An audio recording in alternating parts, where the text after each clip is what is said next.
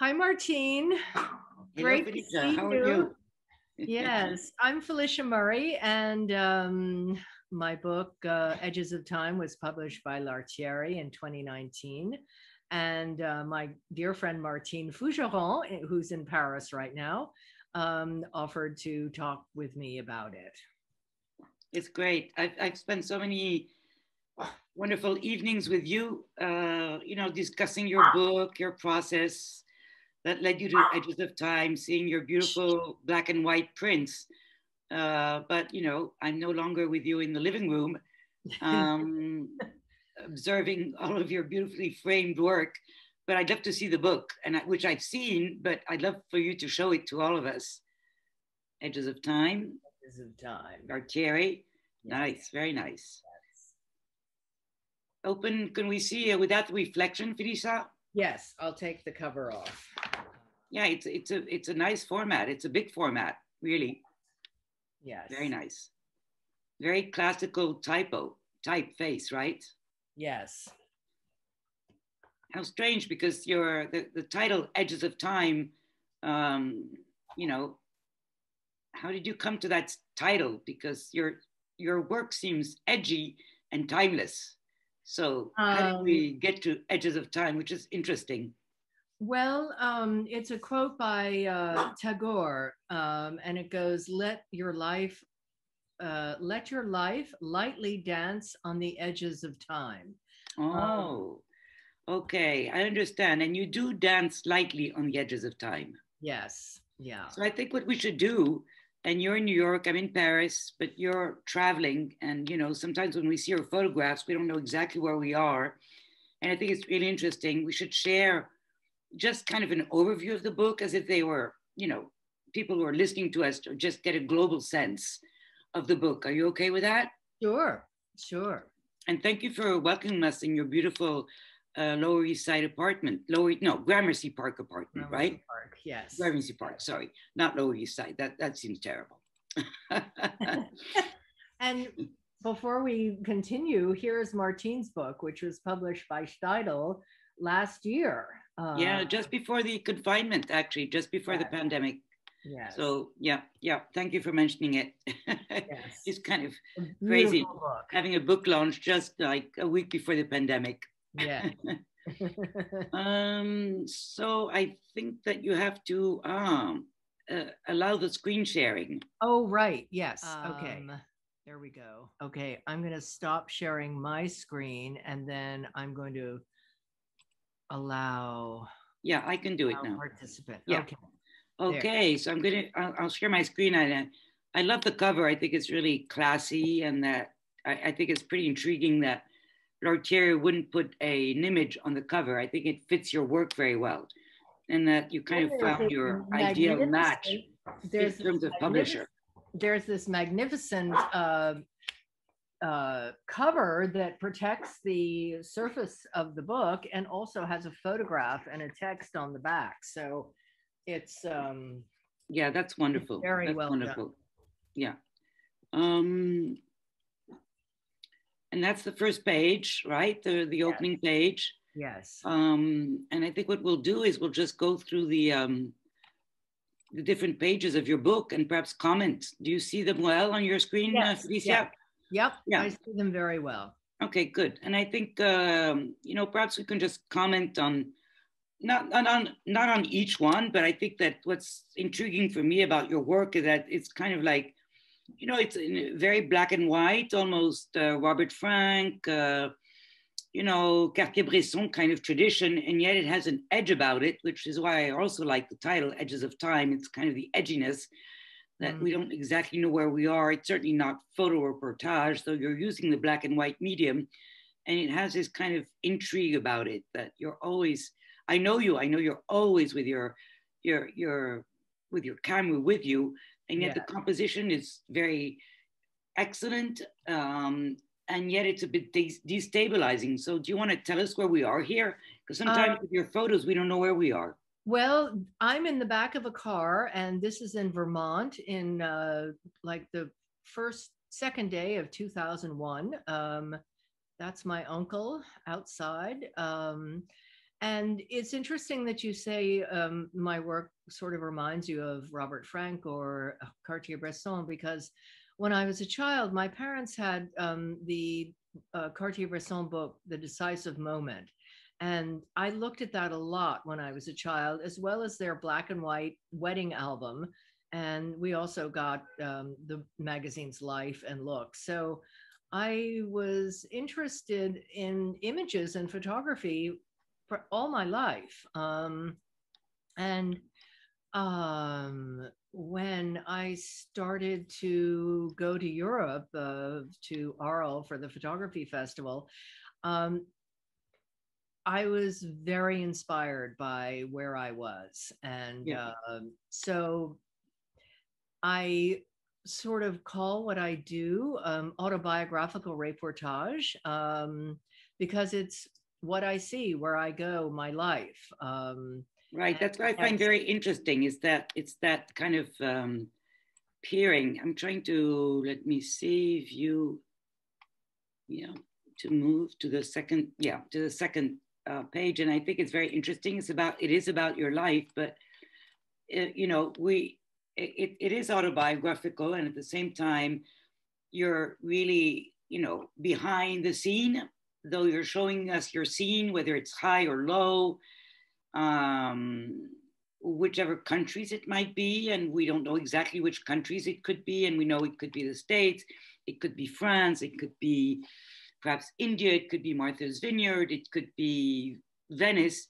But I think this photo on the left is very interesting for me because first it kind of looks like you, Mm-hmm. but there's this eye that, you know, is very focused in this kind of disheveled, broken glass that's peering through like a Marcel Duchamp kind of image. So can you explain to us? And for me, it's really about your process of peering very discreetly at your kind of daily bohemian magical life.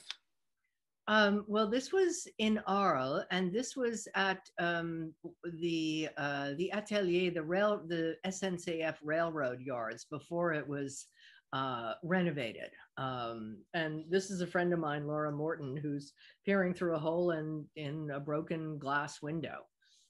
And Right. that was And probably for me, it's very 2000. symbolic of the way you work too, very quickly, and you Yeah. capture things very quickly. And we might think it's impersonal, but it's always with friends or with people Yes, most you're very intimate with. I would say only 10% of my photographs are of people I don't know. Like the Right. one on the left, the one on the right, I did not know this girl. It Right. was in a bar in Paris. But you know, Uh, strangely enough, she looks a bit like you, like the one on the left. So yeah, there's something of a, you know, you're projecting something, and yeah, you certainly do like to have fun in nightlife.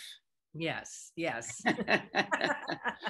I think living in New York yeah. certainly shows, and I'm going to try to show the pairings are very interesting, like this pairing of it's kind of a surreal atmosphere. One doesn't know. I mean, I think all these pictures are taken over 30 years between 1984 and 2014, but Yes. we certainly don't know where they're taken and when they're taken. But we get kind of like intrigued by the mood, this surreal mood. Yes. I think what I do is sort of shape shifting and time shifting. And a technique that I used to use a lot with analog cameras was with a flash and a long shutter speed. So it was like entering another dimension of time. So I never knew what would work and what wouldn't. And it was a gift when something worked. So this one on the right is in Venice, and it's mannequins in a window, but with a long exposure and a flash, it sort of shifts into another dimension. Uh, Right, right. And that's what makes it very different from all of the kind of like, you know, Cartier-Bresson work where it's really more about a fantasy world. You know, it's realistic, but at the same time, it's very poetical. And I really think that that's kind of unique because very few people use the flash, especially in black and white. yes. So here we are more into a kind of like, you know, family dinners. Family My, dinners. my Okay. Yes. cousin on the right, that's with a slow flash. So the candles in the background look like oil, derricks or something, Right. gas flames. And my uncle is on the left. I see. Well, it's good that you can take this kind of liberty with your family. I Yeah, mean, it's well, certainly not cruel, sometimes they but it's roll their eyes funny. and say, "Stop, enough." It's But funny. I think there's something of an irony, but at least it's a kind irony. It's not cruel, yes, which yeah, I think I like about your work. yeah. I don't show the photographs that people might think are cruel. And if someone really doesn't like a photograph, I won't show it.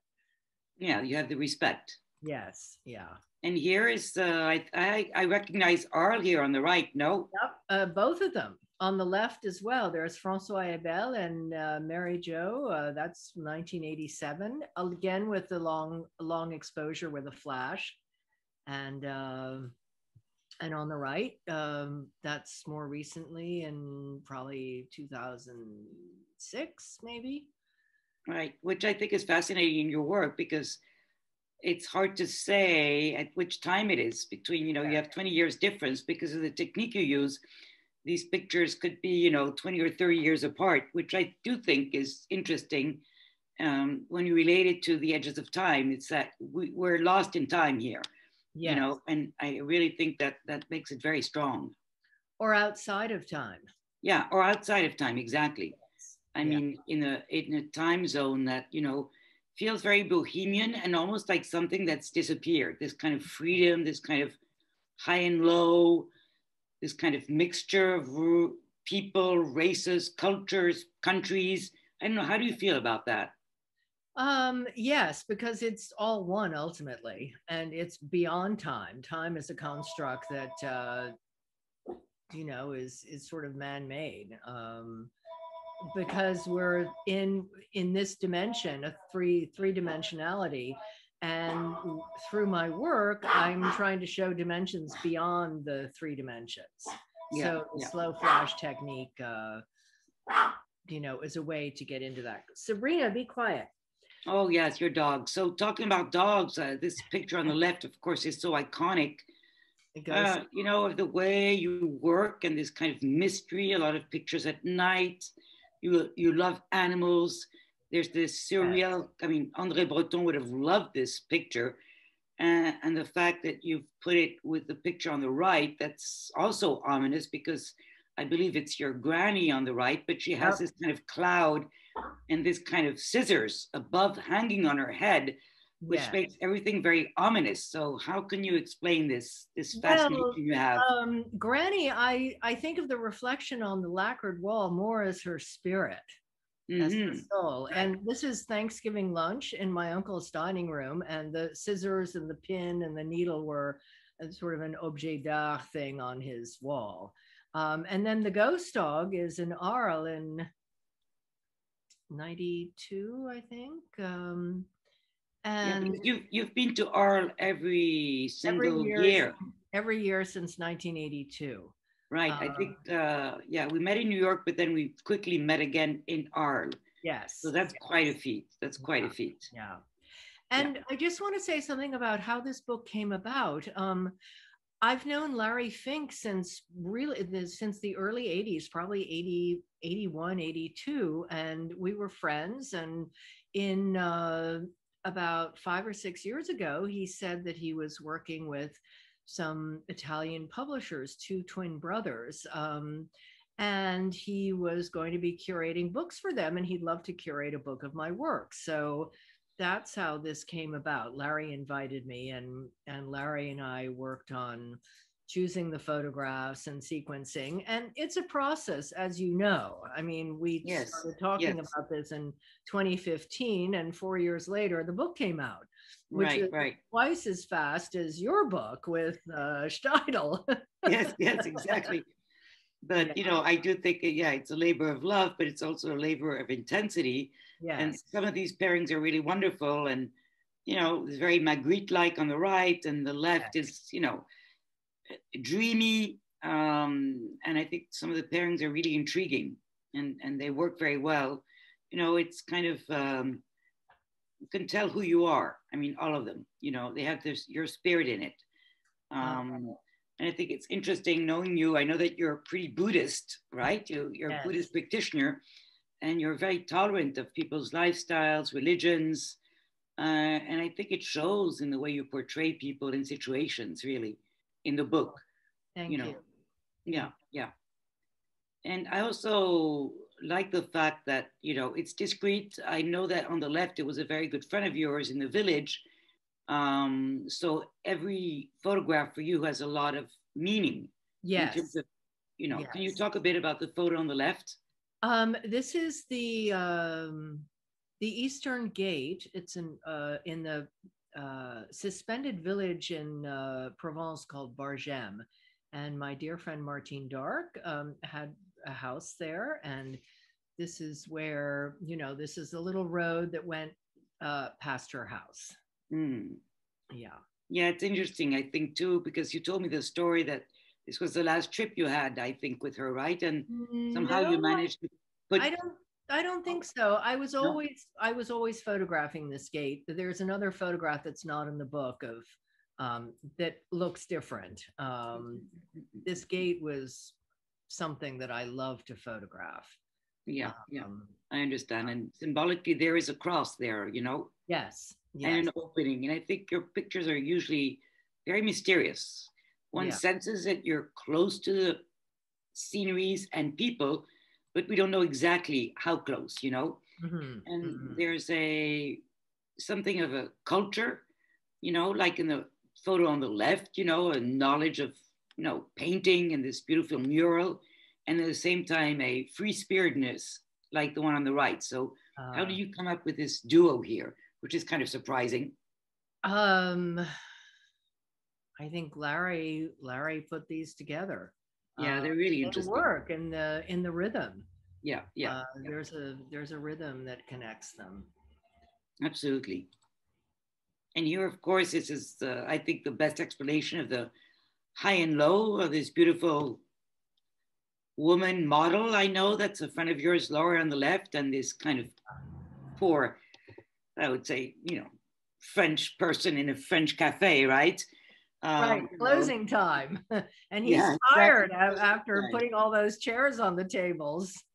Exactly. So I think that's also a good explanation of you, you know, just capturing these kinds of instances. But, you know, you've observed these people for a long time, Yes, yes. and yet you're not present. I mean, we don't feel your presence, Hmm. probably because you're quite intimate with the space and or the people. Yeah, it's shape shifting. Right. Well, Shape shifting. I like that. yeah. And here on the left, that's in your apartment. Your very good friend Paul, Yep. and all these kind of chiaro obscuro. I love this juxtaposition too. So explain to me how you took that picture of Paul. He was having a nap on the banquette, and I just photographed it, and it worked. Yeah. Um, Yeah. and the photograph on the right is at the house of Denis Briat in Beaunieu in Provence. And this curtain is, for me, like a portal into another world. Yeah, there's a lot of that. The portals, right? Mm. He's sleeping, he's in dreams, and there's the portal on the right. Yes. How do you think the your Buddhist practice affects your perception of these portals? Um, well, as Namkhai Norbu Rinpoche often said, life is a dream, you know? Yeah. Yeah, there So is a feeling of that. we're in life and we're awake, but we're dreaming, and we're asleep and we're dreaming. And it's Right. the line is there is no line. It's very fluid. Yeah. And I think in your photography, with your use of the flash too, and your the way you see these portals really shows that we don't know exactly where we are, who we are with, or which period we're in, you Right. know, and it is that edge of time, perhaps even a space that you're Yeah. trying to portray. Yes. Um, and, you know, this kind of also insouciance, because life perhaps is a dream, like on the left, which of course is a picture you couldn't show anymore. Certainly, you couldn't probably not show that on Instagram. No. No. It shows the insouciance, right, of a Yes. certain era that I'd like you to speak about, because I do think your book perhaps, I can't see it like existing now. It's very contemporary, but I think a lot of the situations you portray perhaps couldn't exist anymore at this point. Probably not.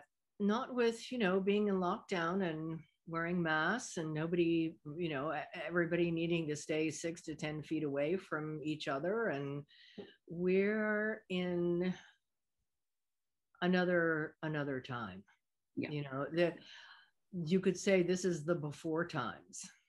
Exactly. Yeah. And I think that is very intriguing. The dog show, that for the first time since 145 years, it hasn't happened when it's supposed to happen. Usually in February. I started going when I was 7 to the Westminster Kennel Club show, and I loved going and photographing there. But this year it's canceled. They're doing it outside in Tarrytown in June, a two-day thing. Yeah, you'll have to show us your picture, your dogs and cats after. And I love this too. I love this too. I think it shows how comfortable you are with the camera, but also the dreaminess of the way it is a self-portrait. It's a selfie before a selfie, right? Yes. Yeah, I was often making self-portraits. Right. Which I think it's wonderful because it's kind of, with a real camera. And it shows that, you're so comfortable with the camera that you're not even looking at it. Right. Really beautiful. And it's kind of a mystical picture. It's very sexy and yet mystical. Good. Here's Purba, one of my rag dolls, the big boy. I want to continue showing the book before you show the... All right, he just came around. Kind of speed, I've seen you in cars, taxis, rickshaws, whatever. Yes. Photographing as the speed goes by. So how does that feel when you're photographing like that? Great. It's just capturing a moment in time. I photograph very instinctually, and I'm not sort of thinking about it. It's just intuitively. Yeah, I think that what makes it very natural and free and really appreciative. This beautiful portrait on the left, with the glasses and the out of focus of the glasses, but he's very sharp. Where's this held?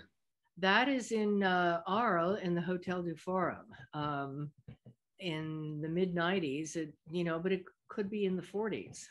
I mean, exactly. Yeah, it could be any time. That's why this timelessness is really important, I think, in your work. It's really the interior mood of this person. We're inside his mood. Yes. I like this craziness too, Yeah. The fireworks in Venice, and then this was at Mesa Verde in Colorado.